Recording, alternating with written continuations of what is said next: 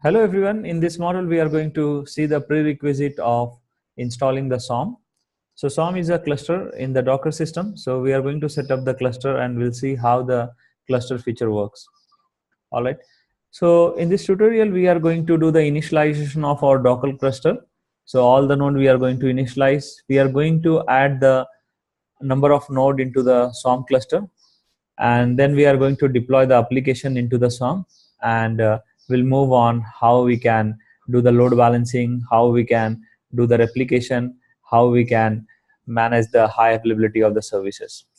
So the important prerequisite for performing the cluster node is all the worker and the main should able to reachable over network. So here my IP is 56.102. So this is manager IP. So this manager IP should be pingable from all the workers. So I can ping from the worker 3.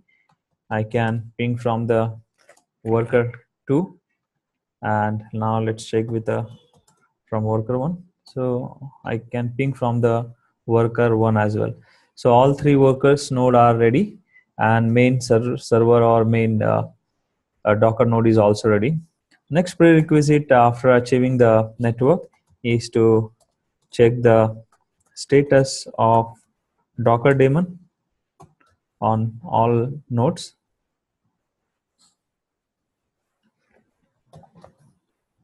So it's running. So we need to check the Docker daemon should be running. If it is not running, then we need to make sure we should install the Docker, and we should make sure Docker service is running on all nodes, including main as well as workers. So we'll hit the command to check the Docker status. So it's running. So on 3 nodes, Docker daemon is running, and on main also Docker daemon is running.